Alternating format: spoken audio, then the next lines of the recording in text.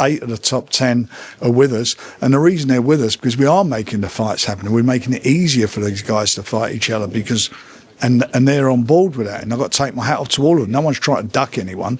They all want to be in the mix.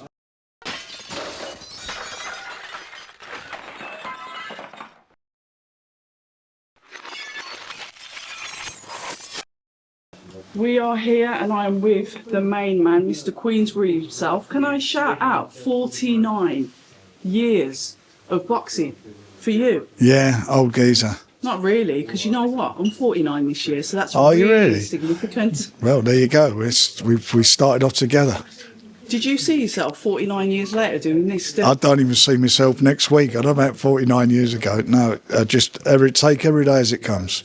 The right attitude behind us. Obviously, we've got Daniel Dubois, a fighter that you've stood by, not just promoted, but stood by from the beginning. Was there for his wins, was there for his losses, was there for his comebacks. What makes you stand out from different promoters with the way that you support your fighters? I don't know, really. As far as I'm concerned, somebody's with us, we're with us through thick and thin, and, and life's like that, it's the old thing, ups and downs and whatever, and everybody's got to keep working together and keep doing the right thing, and if you believe in someone, you stay with them.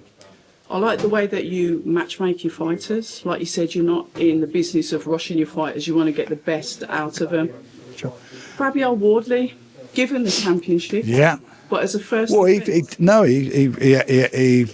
was supposed to fight Usyk for it. Usyk didn't want it, so the fight he had was for the championship. So he won it in the ring, and this for his first defence is a tough fight. I mean, I'm sort of taking your question off you, but this is tough fight, and he didn't need to do it, and he did it. And Daniel, by the way, who's coming off a magnificent run of, I think he beat 5 or 6 top 10 ranked fighters, knocked them all out, got beat by Usyk. He's jumping back into the cauldron as well. So these two guys, you've got to take your hat off to them. They both called for the fight. It was such an easy fight to make with both of them, and we as the fight fans and the public are going to see something extra special on Saturday night. When you get your two fighters, two of yours, your very own, like I said, obviously you've grown Dubois from the beginning, but you've got a really good investment also with Wardley. What's it like when you see your two, almost like your two champions go at it head to head? What's that like for you as a promoter to know that you promote both guys? It's not something unusual for us. I mean, for me, I've done that many times. They're professional fighters, and it comes to a stage in all of their careers where these situations happen. It'll happen even more now with us because 8 of the top 10 are with us, and the reason they're with us because we are making the fights happen. We're making it easier for these guys to fight each other because, and they're on board with that. And I've got to take my hat off to all of them. No one's trying to duck anyone. They all want to be in the mix, and the winners will go on, and it's not the end of the world for the losers because they can come back, as we've seen on occasions. And I'm delighted that with the frame of mind that the fighters have, and certainly in our frame of mind, we are delivering and giving the fight fans the fights they want to see, good quality fights, good quality heavyweight fights. 8 of the top 10, as I said, are with us. I think there's another 2 or 3 in the next 5 after that. So we're flying. Something that wasn't known to me, and forgive my ignorance, you were actually years ago promoting fights or had fighters out in the US, something that I hadn't thought had been done.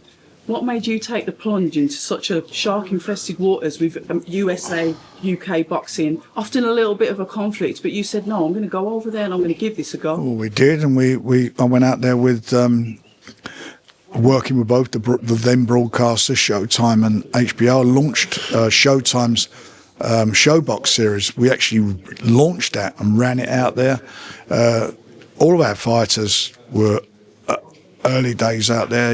Look at Ricky Hatton. We took him out there to fight, and he also fought on the Showtime shows that and the HBO shows we're doing in the UK. Joe Kawasaki, all the way through over the years, lots and lots of fighters out there. But we made a decision a few years ago that what our plan was, and it was basically a 10-year plan, and we worked hard on it, and that's why we are where we are now. Moses Atama, you're looking to do the same with him. You're looking to develop him in the US, something new from Queensbury as in this period. Yeah.